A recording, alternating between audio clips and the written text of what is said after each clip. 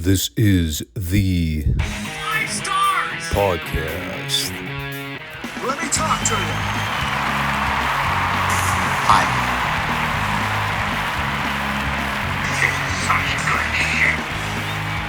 So, what do you guys want to talk about?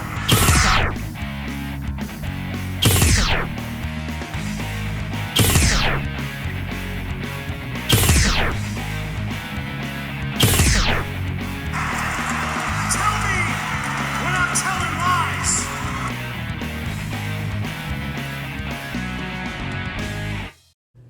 Thanks, guys. Back to you. I'm going to try to knock this review out as quickly as I can here. I was really hoping I could do this on Sunday morning before I left Detroit, but no. Apparently it's impossible to stay in a hotel without 25 obnoxious rugrats running around stampeding through the hallways. But there's no sense in getting mad about it, so it is what it is. I blame the parents more than anything. Seriously, is it that hard to babysit your freaking kids? Much less letting them roam the hallways in a hotel for hours at a time. So I'm here recording this later on a Sunday afternoon, which is a little abnormal for my schedule. Luckily, this particular podcast episode won't be too long. We got one episode of Raw to talk about here, and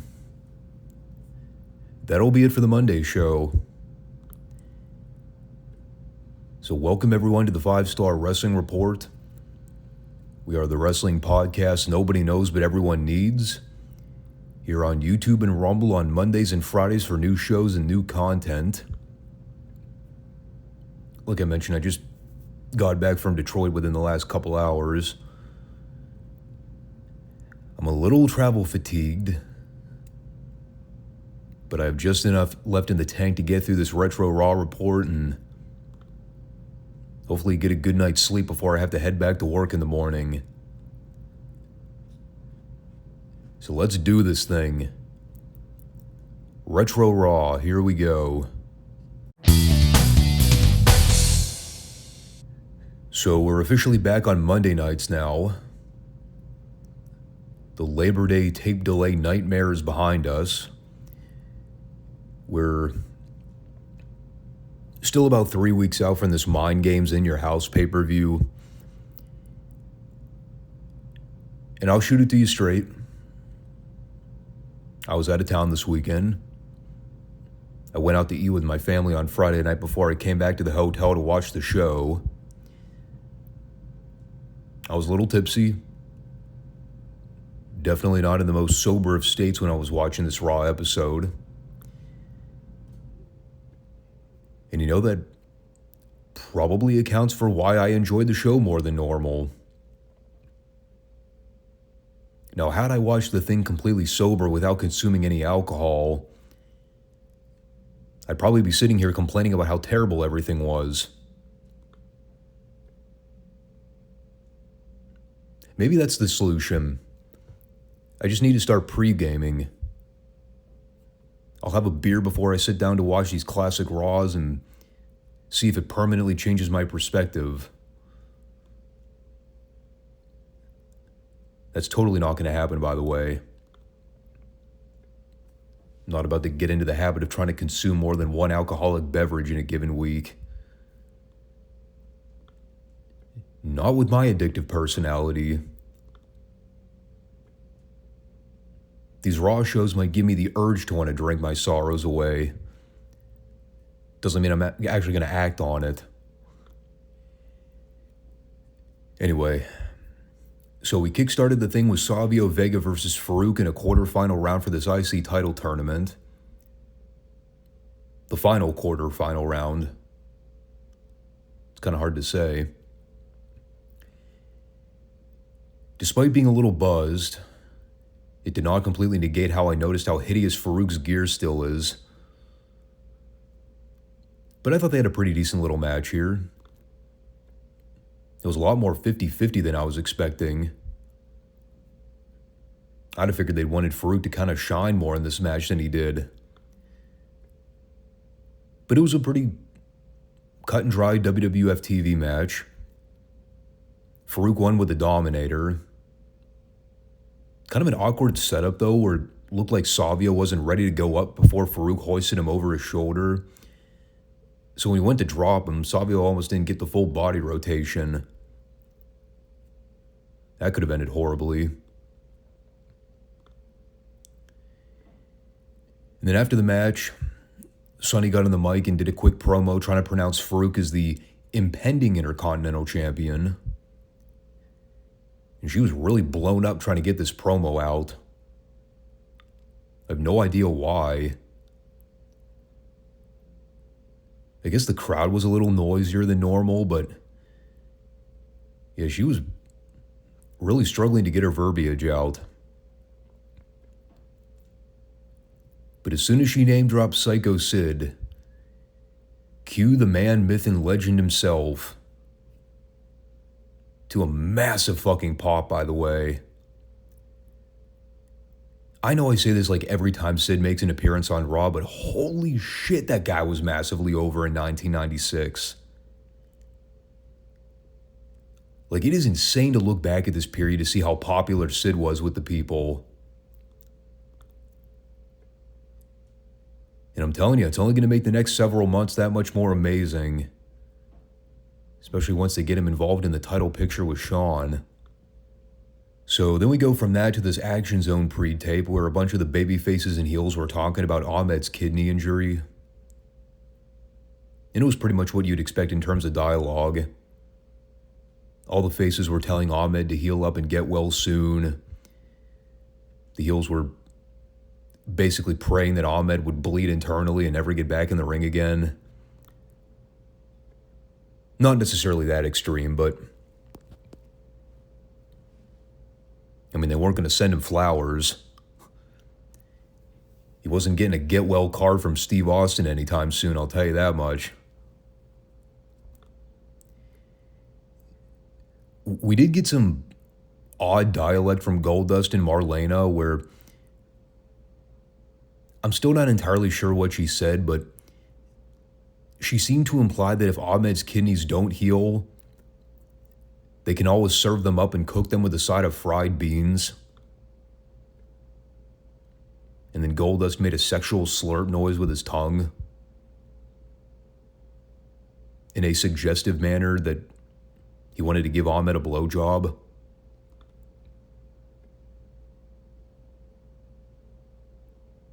So yeah, that part was a little strange. Not even the BJ implication.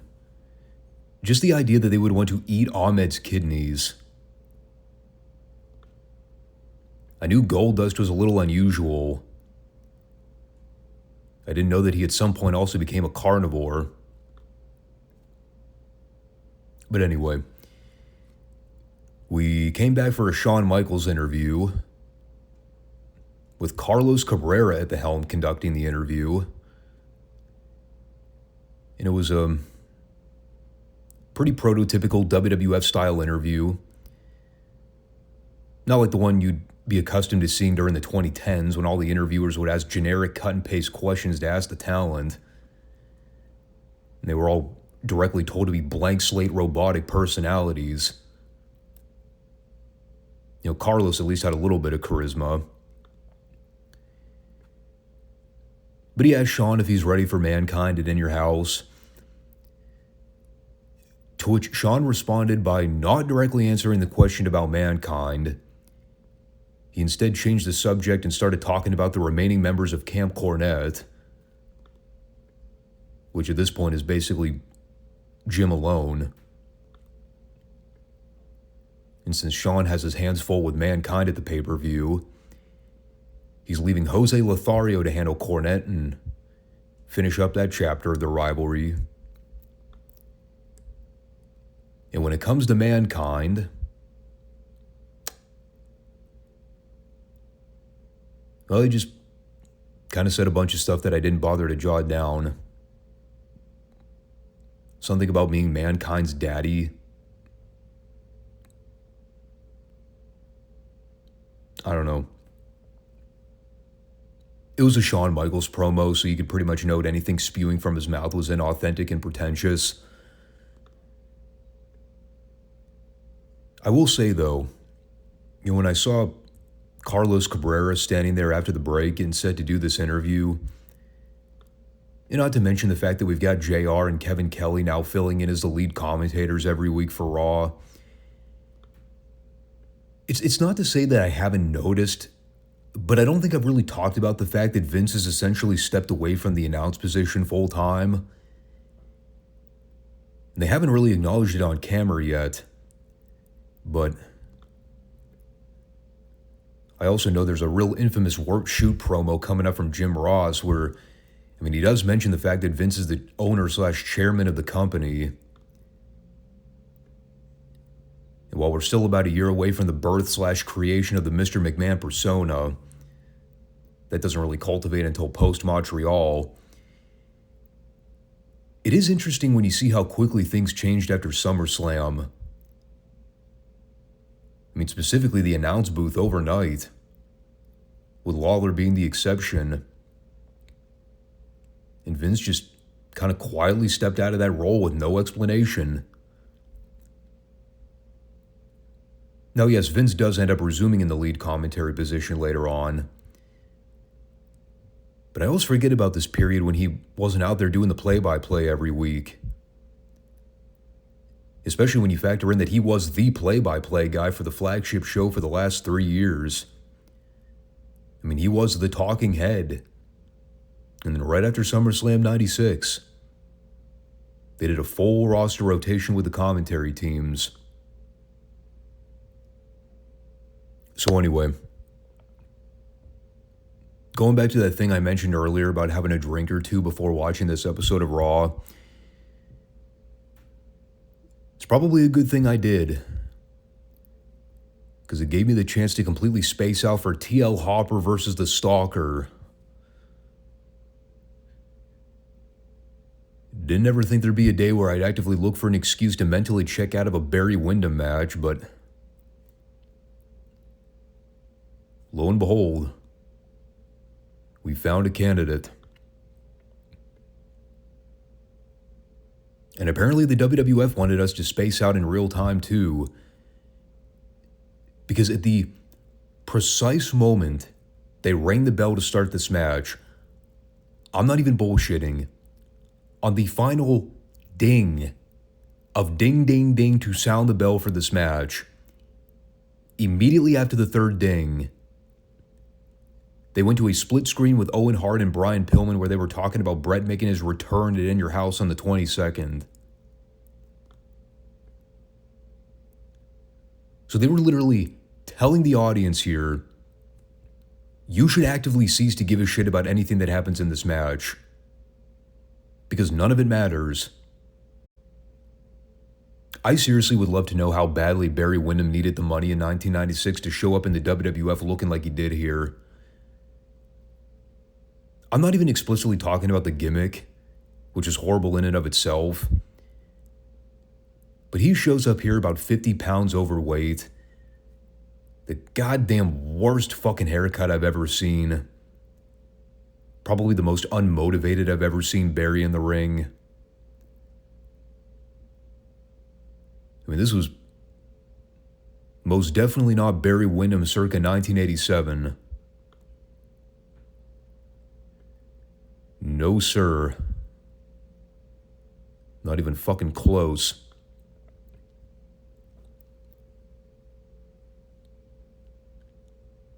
All the while, in completely unrelated news, Mr. Perfect is still kidnapping random innocent girls and taking them hostage on live camera. See last week's Raw report for more detail on the whole story with him and Triple H. Spoiler, it's very stupid and it doesn't go anywhere. But boy, I'll tell you what the show really needed at this point. After that barn burner we just witnessed between TL Hopper and the fucking Stalker, That can only be suitably followed with Freddie Joe Floyd versus Crush. I reiterate, not totally sober when I was watching this. I was at least generous enough to compliment Crush's military press that he gave Floyd in the opening minute of the match, especially because he did it so effortlessly. And Tracy Smothers was by no means a cruiserweight, so I have to give Crush his brownie points. He did one quality move. The rest of the match fucking sucked. And yes, I could still make that assessment accurately after a beer. Even drunk Tommy could see past the fact that Bryan Adams was the shits in the ring. Here's exactly what I wrote down at the finish. Crush delivers some kind of goofy forearm/punch looking thing while holding Tracy's arms behind his head. What in the fuck? 3 question marks.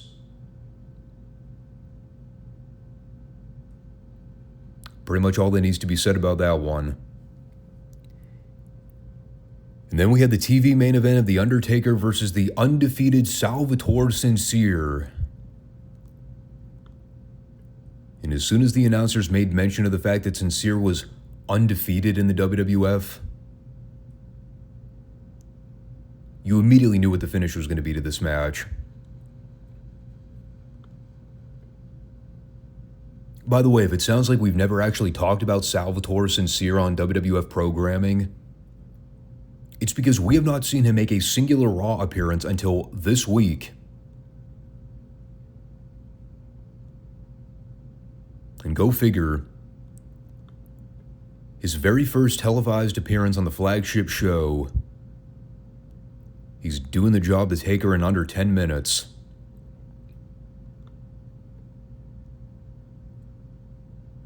But hey, at least he got the main event slot.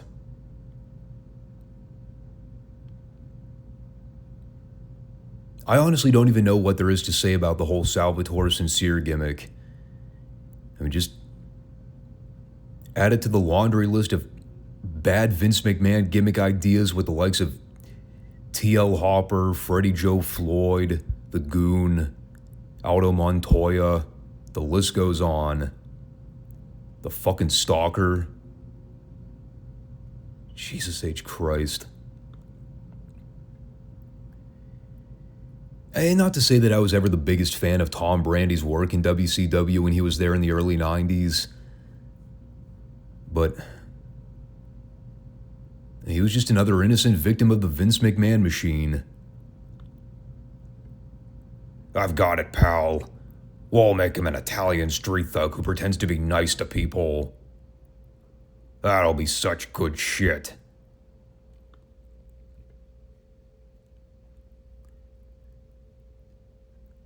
Funny thing about it is,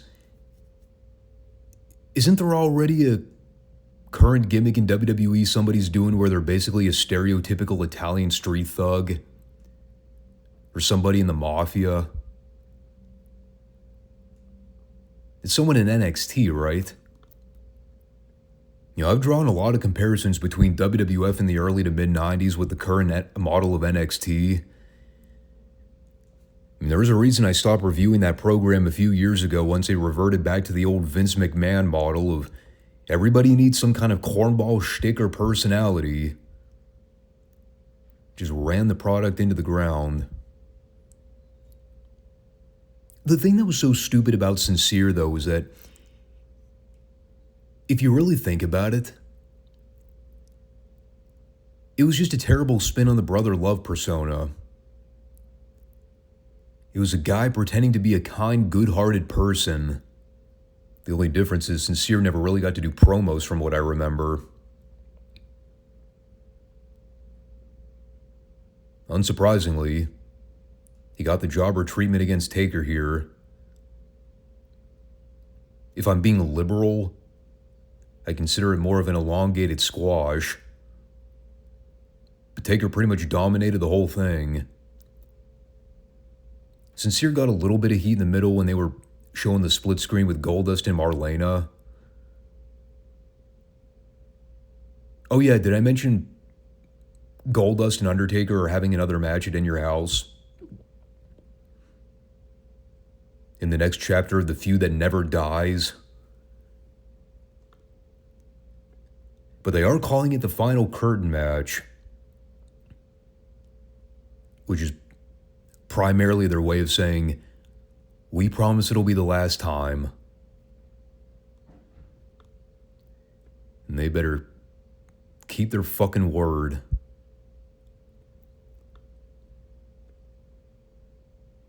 So anyway, Taker went over with a tombstone. So much for that undefeated streak of Mr. Salvatore. He did get some great hang time on that preceding chokeslam. Oh, by the way, for anybody that's sick and tired of the Goldust Undertaker feud, you're not alone. I still have no idea why that match is even happening. Obviously, they can't really follow up with Taker and Mankind since Mankind's wrestling Shawn for the title. But like, do we really need to see a 500th rematch between Goldust and Undertaker? Much less a regular singles match? When they've already had like, what, 2 or 3 casket matches already?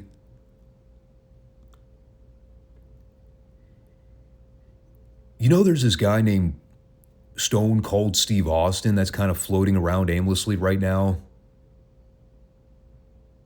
You might have heard of him. The guy that won King of the Ring over the summer and you've done virtually nothing with from a booking standpoint. Yeah, he could probably benefit from a pay-per-view match. Just throwing it out there. I am actually kind of curious, since I have a few minutes here. I'm going to look up this In Your House card and see what was originally booked for it. You're going to have to give me a minute here, though, because I want to try to find a card that doesn't have results spoiled.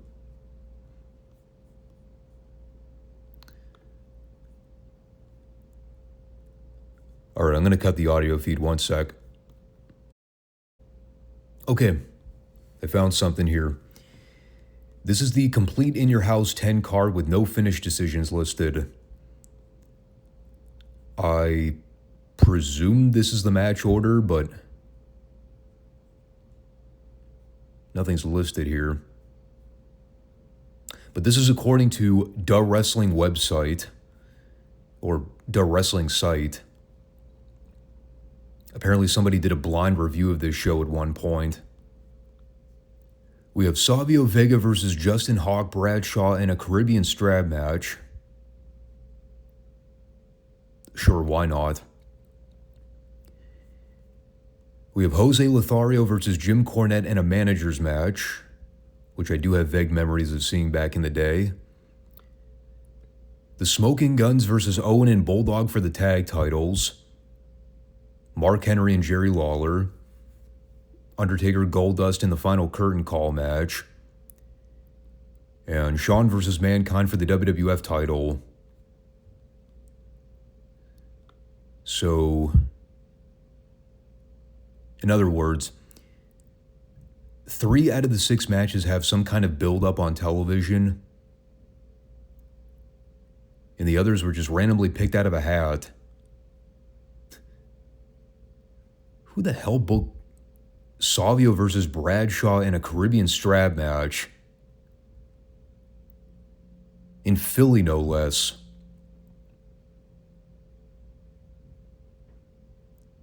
Why not just make it a Philly street fight at that point?